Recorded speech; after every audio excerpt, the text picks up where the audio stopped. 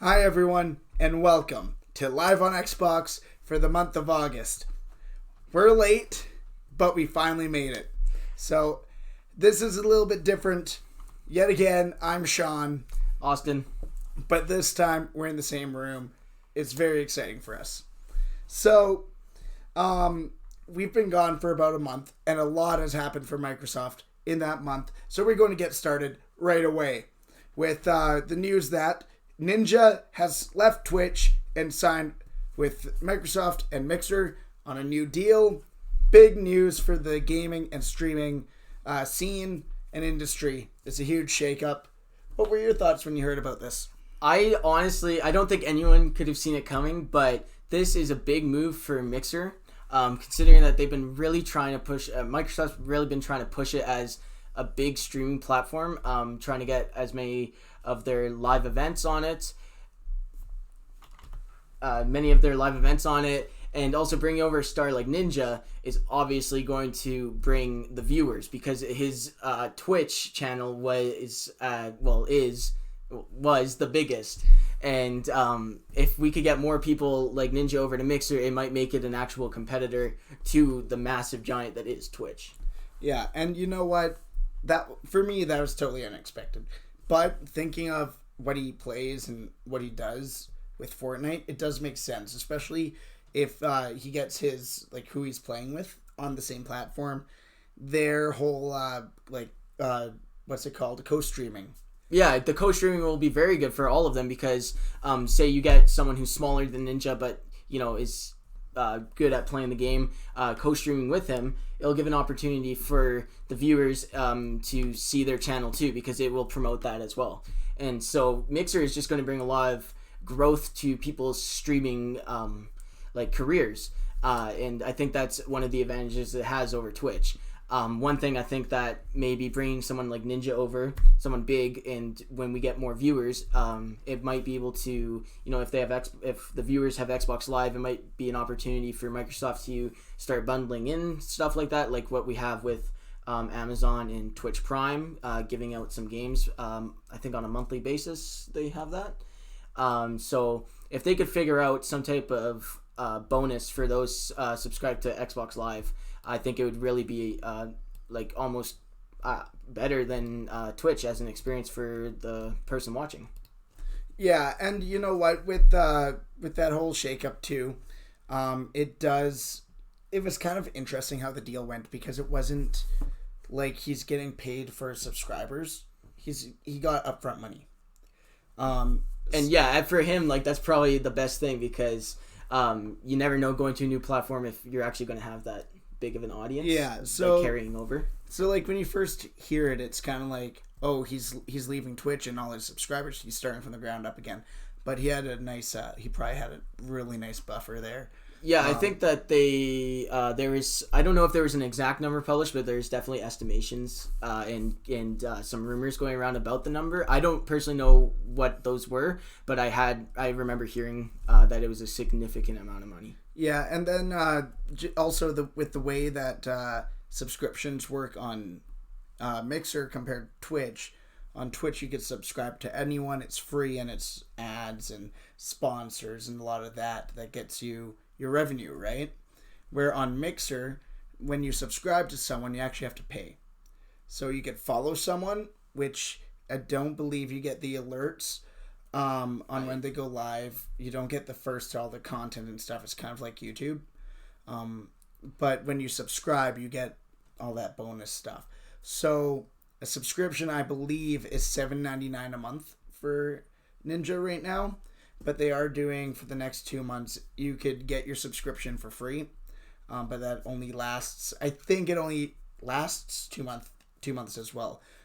So when you see all these numbers, like he hit 1 million subscribers, that the moment that they have to pay, that's going to dive.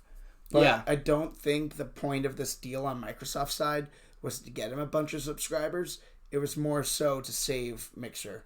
Because what was it, before Ninja joined, they only had 67,000 concurrent viewers? Not concurrent viewers, users, I believe. And only a few of them were actually still active. Okay. So The platform has definitely grown a lot just from this, which was expected. But I do think it was Microsoft's kind of like, this is our last chance to really push Mixer, because they weren't doing anything with it. Yeah, and I know for myself, like I don't watch streams, but when it came to the Xbox, like the live events, like E3 or they're going to be at Gamescom tomorrow. And Mixer was very easy for someone using an Xbox to open it up and watch, and very user friendly. So I found that I go to Mixer more than I've ever gone to Twitch, and I have dabbled in the Twitch, but it's just if I'm going to pick one, I may as well go with what it's already installed on my Xbox and easier to get to. Yeah, and then the interesting part of it too was in his announcement, he said that he's returning to his roots, which a lot of people don't really know what he means and are kind of just taking guesses.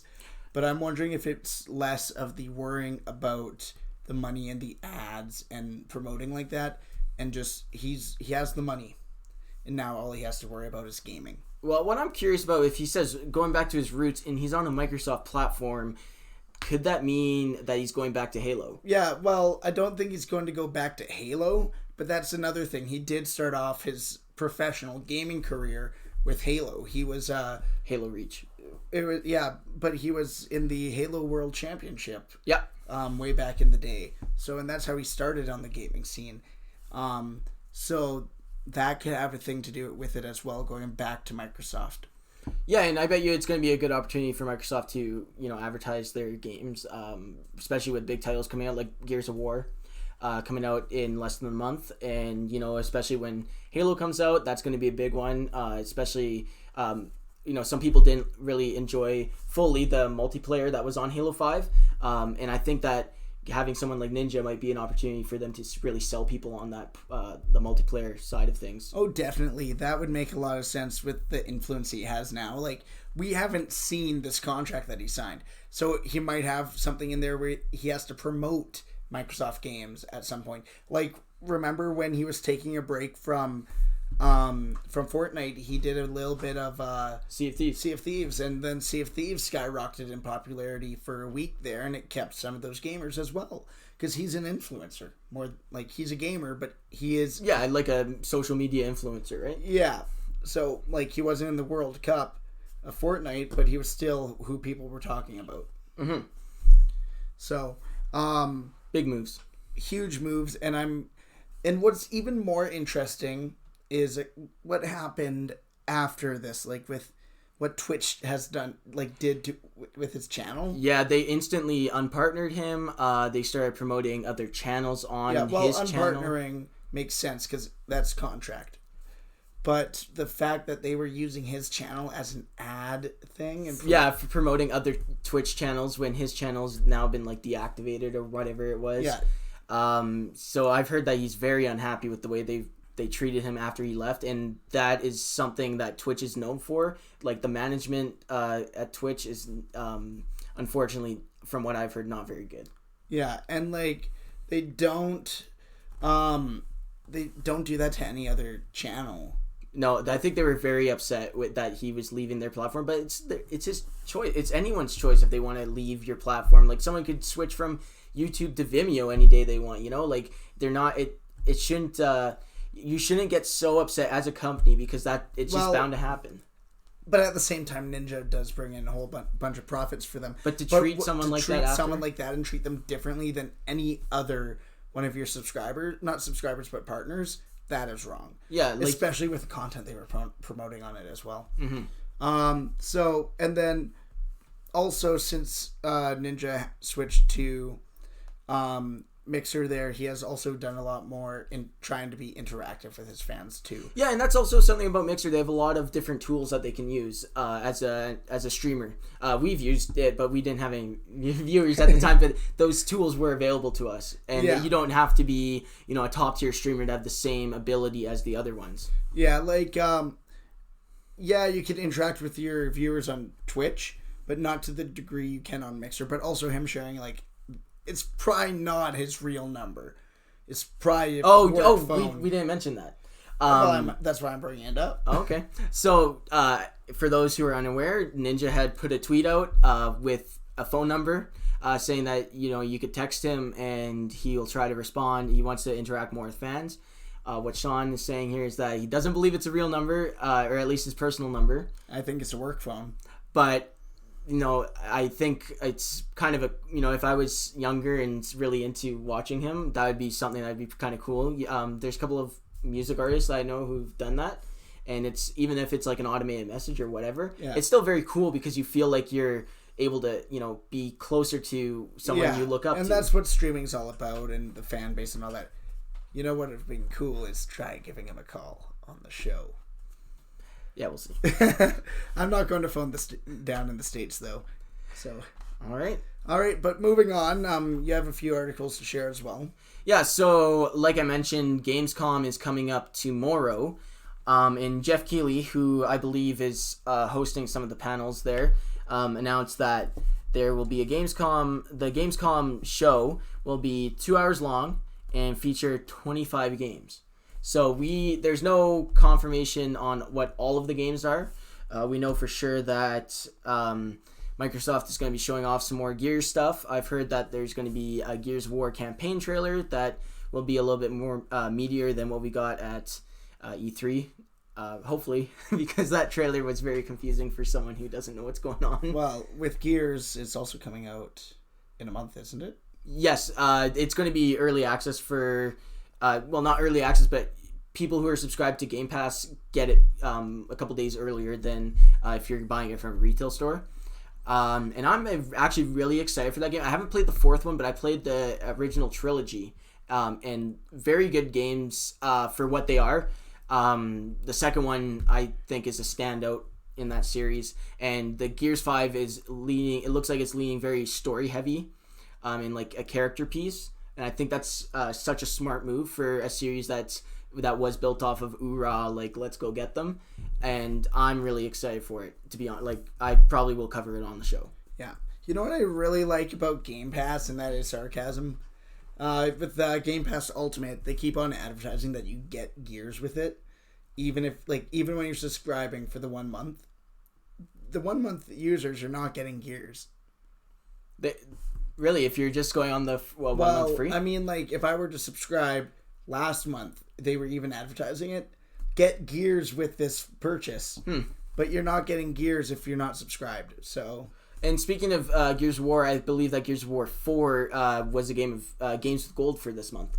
Oh, right. You are right. Yeah, so I managed to pull that, but I believe it takes up around 100 gigabytes to install, so I need to clear up some space, and then I'll get around to it. But yeah, very exciting stuff. Gamescom is one of the smaller gaming shows, but a lot of indie developers usually go there, and you tend to get some pretty good trailers. Like, I'm assuming we're going to get some more Borderlands gameplay. It'd be nice if we got some Halo.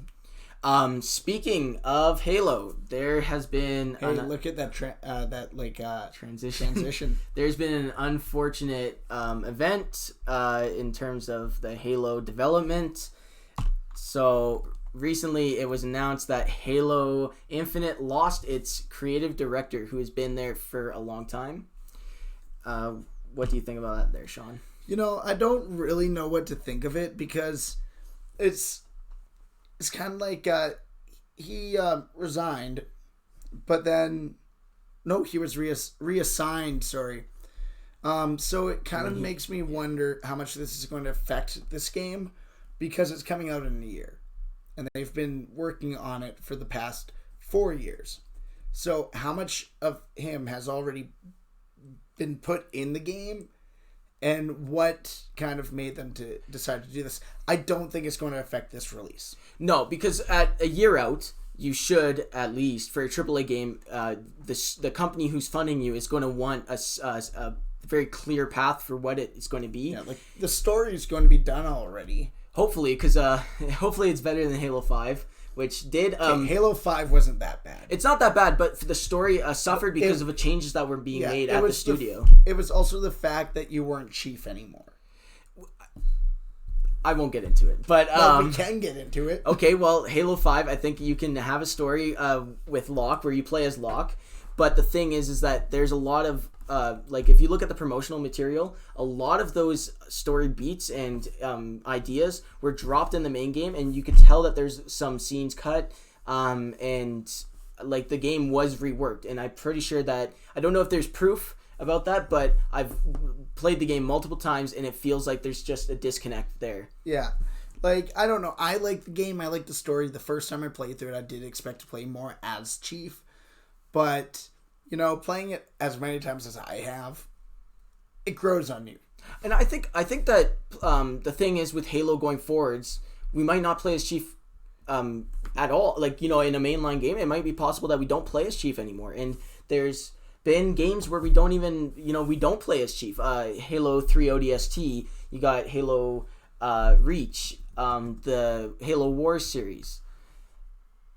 And I think that, you know, not playing as Chief, it might not be as iconic for people. Like, Chief is what brings people in, you know, his classic one-liners and stuff like that. But I think that the story of Halo is so, like, the universe is so vast, and you could have characters like, maybe one time we'll be able to play as someone who, like, you know, like a Sergeant Johnson style character. That'd be pretty cool. And I think that that's something that 343 should look into, and on how to expand the gaming universe and not just leave it all to the books. Yeah. Fair. That is fair. Like, Halo Reach was awesome. I didn't like ODST. But I liked Halo 5. I think as long as you make it feel like a Halo game, you are going to be fine. Yeah. But like I was saying before, a year out from the game release, your creative direction should be down by now. There should be a very clear path of where you want to go. And I don't think that him being reassigned and leaving the studio will affect the game overall. Can you share my screen for a moment? Interesting thing that I just noticed on the Forbes article is that this was followed up by news that Halo Infinite would have a AAA player investment experience that includes transactions. Yeah, but that won't be any different than the cards that were involved in Halo 5's multiplayer. Hopefully, like, I don't know. The boost packs or whatever they were called, I think that is fine. But they're not egregious. They're not, like, in my opinion, if it's like skins and that kind of stuff, it'll be okay because it's optional. We've been very lucky with Halo that nothing's been locked skin wise. At least from what I can remember, hasn't been locked behind a paywall. Yeah, like when I think microtransactions, my first thing goes to like Madden or like the Ultimate Teams, EA Greed. Ultimate EA Greed. Like, you know, like you can't play Ultimate Teams without putting money into it, pretty much. Yeah, and speaking of microtransactions in EA, did you hear about what's going on with the Apex Legends event? No, I haven't, actually. Okay, so there is an Apex Legends event. It was like their first big event for that game. And a lot of it was heavily based on microtransactions. You could not unlock some of the stuff in that event unless you purchased microtransactions. Someone did the math, and it overall, to get everything out of that event, $200 something. And then people on the subreddit were complaining about how crazy that was, and the developer decided to call them names. Very inappropriate interaction between developer and gamers. And so Apex Legends, when it came out, it had a very positive reaction, but I think they kind of lost their goodwill in these last few days. That is very interesting because, like, it was supposed to be the Fortnite killer. And Fortnite very much is, they make billions of dollars off of it, but it never really felt like you were buying a gimmick. Yeah, and you were never, like, there are limited time skins in the store, but it's not trying to force you into buying them right then and there. And even your Battle Pass, it feels like you're buying a game that you're going to play through for 12 weeks. Yeah, and you could spend money on it and unlock everything, but that's not they don't make that the point. They're also very upfront with what you're going to be unlocking, and then like you're given the challenges. Yeah, mind you, Apex Legends did something that I think was kind of good considering, you know, it was expensive. They didn't let you get duplicates of items from the drops. Yeah. But I just think that they kind of lost, like I said, they lost their goodwill with the player base. because you just shouldn't be like, no matter how you feel as a developer about how the community has reacted to your game, it's never a good idea to go out calling them inappropriate names, because you're alienating. Yes, you're alienating your audience. Even if people don't care about the game, they might not play your game because they heard about it. Yeah, definitely. And like, yeah, I don't know. Did you hear Apex Legends is still supposed to be coming to mobile? I did not. That got delayed like crazy. Like, I saw it the other day. I'm just going to see if I could pull it up here. All right, while Sean's doing that, I'm going to kind of go over this Gamescom business here. So, Gamescom, the Xbox Gamescom 2019 live show will be tomorrow. They plan on showing off the Gears 5 Horde mode, and they're going to premiere some Ghost Recon, the new Ghost Recon Breakpoint multiplayer. And that is going to go from 4 p.m. BST or 11 a.m. EDT or 8 a.m. PDT on pretty much every single, like YouTube, Mixer. You'll be able to watch it there. And there's quite a few teaser trailers lined up for the event, and we'll just have to wait and see if there's new things announced, or if they're just going to expand on some of the stuff from E3. So, on a different note, because I wasn't really paying attention, but I pulled up a Forbes article, not about the mobile version, because I couldn't find any news on that. That might be dead. But it is saying that EA did change their Apex Legends, like the transaction thing, so that every one of the legendary items will rotate through the store, and they'll be about $18, which is their normal price for legendary items. And really, that's not much different than the pricing in Fortnite. It's not, but I think that it's solving the loot box problem. Yeah, you mean the surprise game mechanic? Yes, the surprise. Guys, it's not loot boxes. It's surprise game mechanics. Not gambling at all. But anyways, yeah. I just think that whole event was just a garbage show.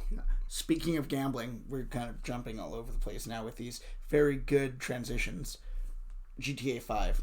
Oh yeah, their Shark Casino or whatever it was called. Yeah. That was another event in GTA 5 Online, which has been making Rockstar millions, or even I don't know how much money, but it's keeping them afloat. Like, they haven't released a new Grand Theft Auto in how many years is that? It was like 6 years. Okay, we need to share my screen here. Okay. Article from Kotaku. Getting drunk in GTA's online casino unlocks a new secret mission. WTF to that? I have no objection. I mean, it's Grand Theft Auto. The game's been really mature. They could do whatever they want. Yeah, like that to me is kind of like, it is Grand Theft Auto. We expect stuff like this, but I don't like it. That's coming from the game where you take drugs and shoot aliens. Yeah, but for those of you who don't know, the casino, it is not just online gambling. It is not just in-game gambling. It is gambling with your real money into the game, and you can pull that money back out. It causes a whole new web of problems, and it just exacerbates the microtransaction It's problem. kind of like if Rockstar said, how far can we push this? And let's do it. Well, the problem with microtransaction, not the only problem, but a problem is we gave them 1 inch. They took 50 miles. Yeah. Well, and then it's unregulated. So if I put in $15, the point is, I'm not going to give an example. It is unregulated, and it is gambling. So you can. And it's gambling without verification of without verifying your identification. So a kid who has access to this game could gamble with their parents' money, their money. It's gambling. Remember the issues we had when Fortnite came out and people were using their parents' credit cards? Yeah, this is way worse. Yeah. So the potential is way worse. It is. And it's going to bring about a whole new thing with the laws and what they can and can't do. And really, they might have set out to just be, hey, we want to be a game changer. We want to leave a mark on this industry. But let's push this gambling thing to the max, and let's make sure it never happens in any other game ever again. Because the GTA series, we already have all the government eyes on us, and they know what's going on. It's not bad enough that they pushed the limit of what a mature rated game was. They pushed the limit of what microtransactions and are. Gambling. Well, digital gambling, yeah. How soon will this get into Red Dead Online? Like, because every single Rockstar game influences the next. So just imagine how bad it will get if they don't put a stop to it now. You know, I believe that now, after those hearings with EA representatives and such, there's now a new law that Sony and Microsoft have to disclose what the microtransactions are in the game that's coming to their platform, which shouldn't be their job. It should be the job of the developer or the publisher to announce that stuff. Yeah. And then, like, I don't know, with Red Dead, the gambling is baked so much into the main story already that people do it just for fun. Like, when I was playing, I want to waste a bit of time. I did it in the first one for an achievement. Yeah, it's just like, I'll sit down and play some cards. Oh, wait, I can now do this for real money? Yeah, the potential is just, it's scary. Yeah. I think that Rockstar is, like I said, if it goes unchecked, it's going to be terrible. Yeah. So, especially with a game that's heavy on, like, GTA, they had to add this whole new mode. Like you're saying, Red Dead Redemption, it's in the blood of the game. Yeah. So that is kind of scary. But moving on, as we do with rough cuts here, we are going to be talking about the next generation of Xbox, Project Scarlet. And you may have noticed that over the past few weeks here, we have been talking about the technology inside the next generation of Xbox. I talked about ray tracing.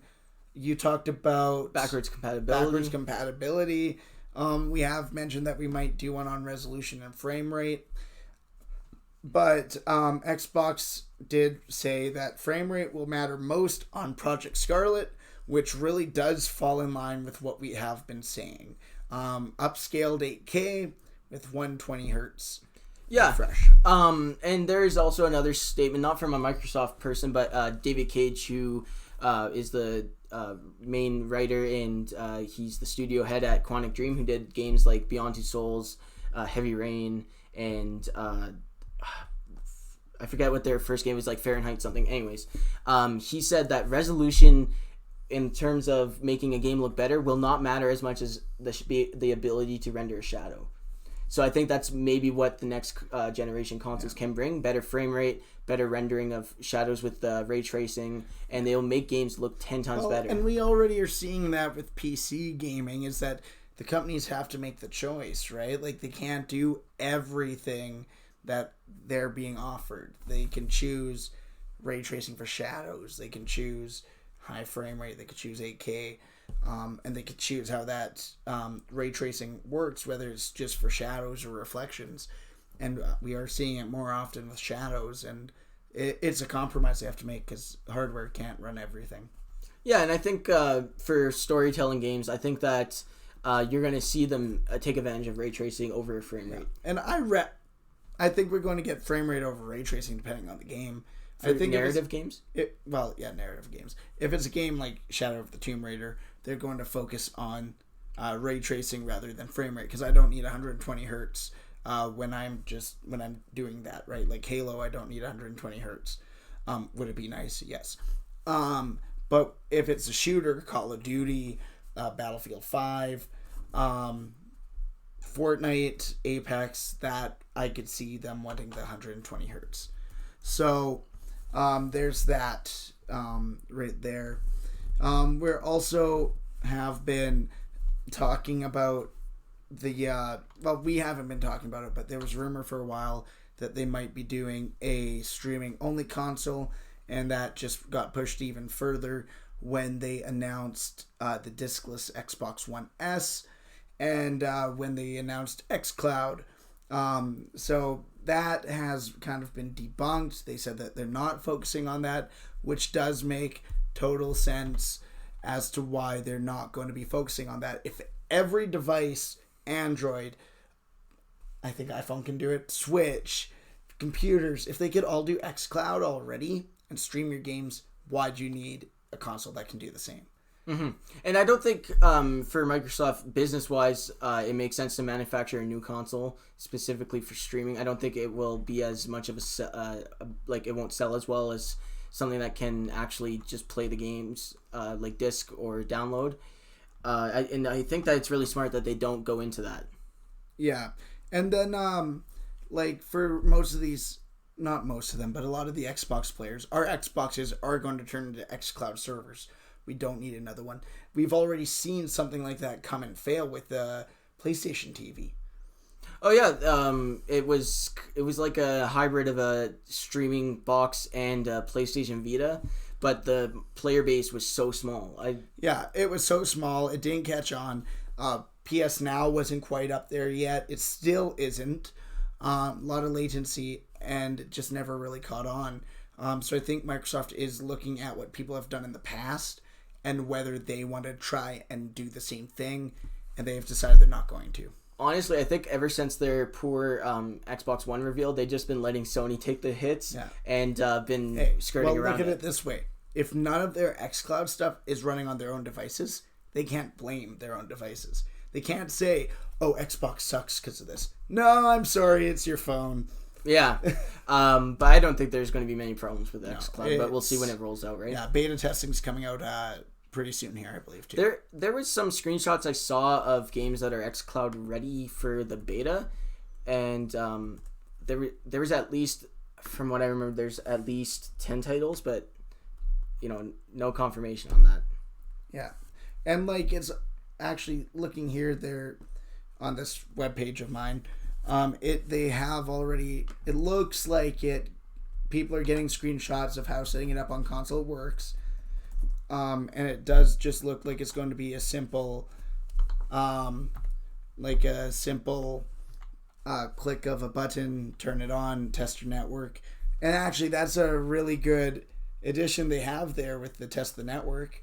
If people are told right off the bat, you can't do this with your internet, then they're going to get less complaints that way as well.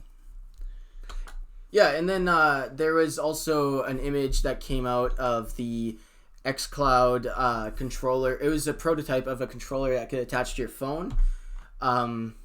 It kind of looks hard on the hands. You know what it reminds me of?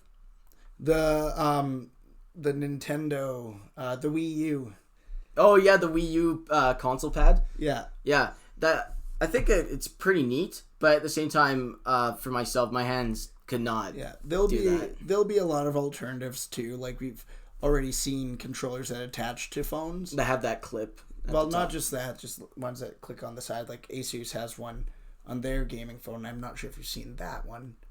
And then I think, I don't know. It's a toss-up. Would you carry that around, or would you rather carry your controller around? Well, I personally don't play on the phone, but if I had to pick one, this looks like it's a little bit more mobile because it's two separate pieces, right? Yeah. So I could see myself, if I was someone who wanted to play on the phone, this would probably be the option I'd go with. Yeah, if you share my screen here, it's this right here. Asus has a dedicated gaming phone that comes with all these accessories, and they do have that controller just like Microsoft is, like that one that you have on your screen there. So they're already out there. It's nothing really special. They look like they run almost the same way. It plugs into the USB port and then connects to the other end. Yeah. Wirelessly or something. Yeah. The other thing that Microsoft is doing, and that's very smart, is the fact that it's not a lot of it's going to be running on the hardware. Because the problem that mobile games have now is when your phone heats up too much, is you start dropping frames and it slows down. Yeah, and with a phone that gets overheated, it can wreck the components inside very easily. We were at Best Buy earlier today. Yeah. And there were kids playing racing on the demo phones there. And as we were waiting there for 5-ish minutes, and within that 5 minutes I could see the phone slowing down, which it's kind of insane. It's great that you could do all this good graphics and all this stuff on the phone, but if you're dropping frames, it's not really worth it, right? Yeah, and with phones, like they're way more powerful than they've ever been. But the thing is that there's a lot of bloatware. Like on a Samsung, you've got, not only do you have this Bixby AI running, you got Google running at the same time, and you have all these built-in apps that take up all your RAM and your memory. And I think that's where you're going to see some bottlenecks. Yeah. So this is going to be really cool to see what Microsoft does with it. So I can't say it enough. I am excited for xCloud. I am really excited.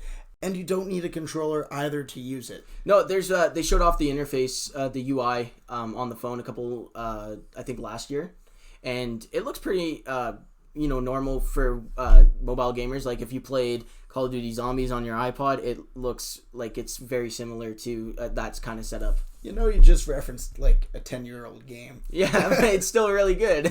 The Apex of phone games. Yeah, that was honestly like I remember people, that was the selling point for some of them to get an iPod. Can I just take a moment and tell you about like my first overheating experience with a mobile device? Sure.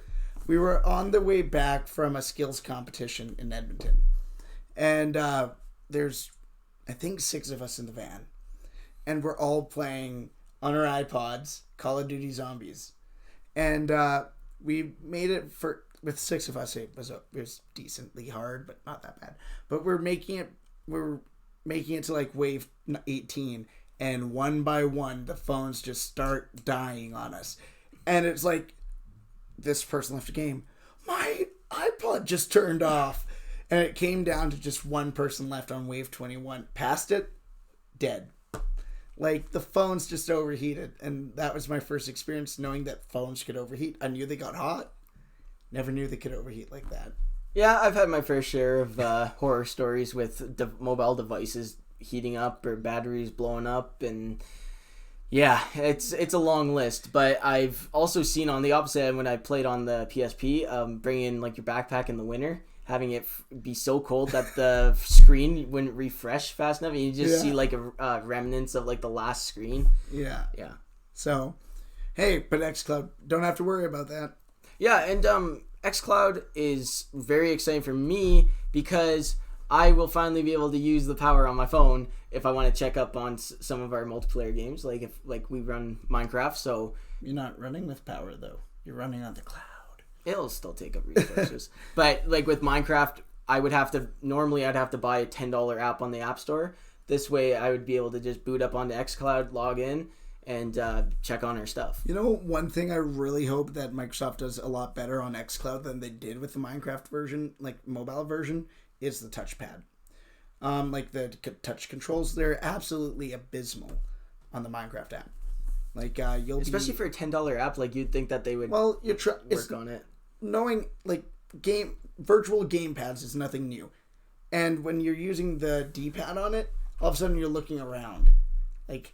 It's just so bad, and you'd think with 10 years of gaming on mobile, they'd be able to nail that down. Mm-hmm. So, anyways, that's my little rant there, but all right. Do you got anything else for us today? I think that covers all of the important points of the month, like the main stuff.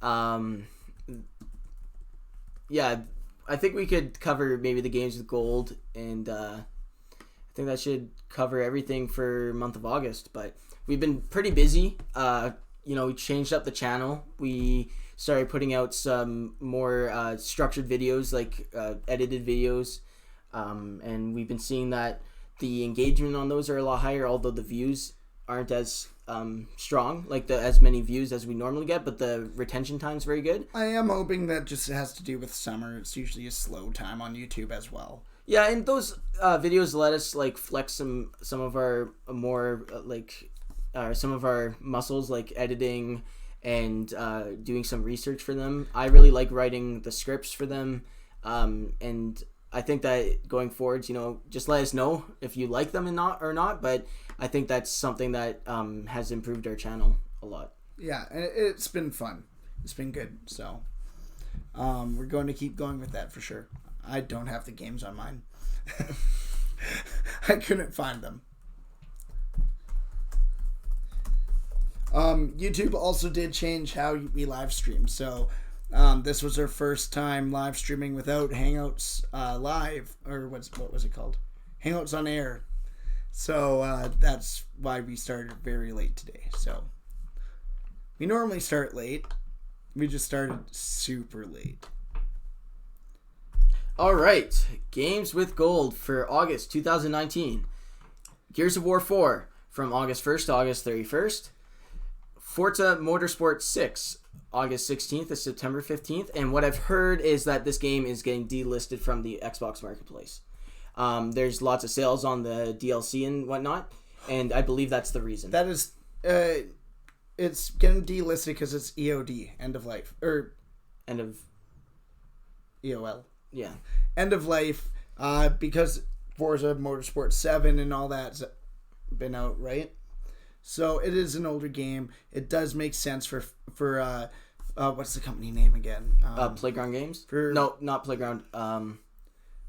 It's escaping my mind right now. It makes sense for them to shut it down if they have other games after, like, you don't support a game if you don't have to. It costs money.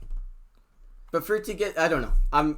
I don't know enough about the marketplace, but getting it delisted is to me unexpected. But like I said, pick it up on Games with Gold. There's some sales on the DLC. If that's something you're into, we have a friend who's very much into the racing games, so I think that we should let him know first of all that it's happening. But yeah, there's definitely a crowd for it. So, Ooh. Troy. Oh. Anyways, moving on. Torchlight, available from August 1st to August 15th. That is an Xbox 360 arcade game. I've played it for about 5 minutes. Pretty fun. Then we have Castlevania Lords of Shadow. That will be from August 16th to the 31st. I just downloaded that. Will be touching it soon. And I guess that wraps up. New games? Oh, there's so many. Oh, yeah. We're doing it monthly. Yes. I played Madden. So, just to recap what one quick thing. Because we're doing a monthly show, we will not be covering the weekly releases anymore. We will be covering the Xbox Games with Gold. Yeah, so that makes total sense. Unfortunately, we will only be getting like half your games with gold usually, because I think we're going to land in the middle of the month most times. Yeah, so if you use us as a main source of information, unfortunately some of the games will be expired by the time we do our live stream. But anyways. Well, you guys are getting lucky here. Only one of them's expired, so. Anyways, let's just cover what we've played recently. I played Madden 20. It came out at the beginning of the month. For me, it does feel like it was a good refresh. They added the big thing on this one's your X Factor players, which are your star players, which were in like NHL 06. So, you know, they remove a feature for 5 years, hope everyone forgets, and then put it back in. And it's back in. It's good. Season mode's basically the same, but the gameplay does feel different, which is really nice. Do they still have the story mode? A story mode is in it, but it's revamped. So last year, it was supposed to be a sequel to the previous game, and this one's a whole new story. I haven't done the story mode. The first story mode from Madden 17, 18. Bored me a lot. It was a lot of like watching and not doing a lot. It's just like quick time events. To the point where I got. This one's supposed to be a lot more interactive. What was cool about the first one is if you've watched Friday Night Lights, one of the main characters from that show was involved with the creation of the story. Oh, that is cool. Yeah. And for myself, I've been playing, I don't even remember, like Deus Ex, I think I played for a bit. Minecraft, Fortnite recently, Sea of Thieves. Oh, we've done a lot of Minecraft since last time we played. Yeah, that game, I think Sean did a review on it. Check it out. A lot of changes have been made to the game over almost 10 years of it being released. Yeah. Lots of changes. I haven't played in about four or 5 years. And we just gravitated back to it. And then it looks like the rest of the internet followed.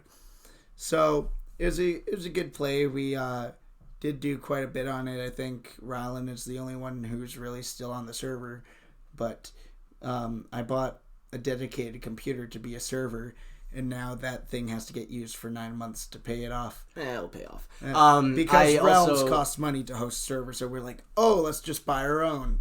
Yeah, I also played some Call of Duty Infinite Warfare, trying to wrap up the story mode on that and get some Chivos while I'm at it. I've been getting, because no one plays that game on story mode, I've been getting a lot of like the diamond achievements. Feels pretty good. But yeah, it's been a slow month. Slow month gaming wise for myself, but busy in other aspects, editing the new videos, working, and also there was one other thing, I can't remember exactly what it was, but it's been a busy month. Fair enough. And going on vacation soon, so Sean will be covering the next week's video. Hopefully that one will be just as exciting as the last few. Yes. All right, well. All right, so that is Live on Xbox for the month of August.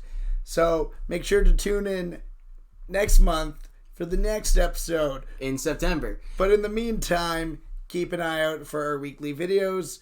On the weekly videos, just make sure that we can deliver you quality content on a consistent basis and schedule, and that if there are holidays or we are away, that we can still get you a video.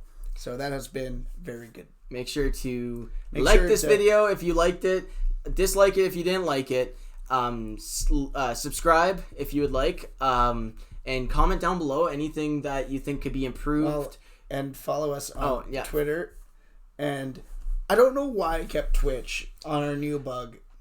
We're along with the rebranding of the channel, we are working on our socials. So that's gonna come eventually. Maybe we'll move to Mixer. We should be on Mixer. I don't know why I did Twitch. It was very cool being able to be in the same room as Sean for this live stream. That's something that doesn't happen often at all. So that was cool. Thank you for being here, Sean. Thanks for having me. Like I said, subscribe, comment. Hit that like button. Hit the bell to find out when a video goes live. Comment what you liked and comment what you didn't like so that we could try to fix it and be better. So I think with that, we're going to say have a good night, and we'll catch you next time. Keep gaming.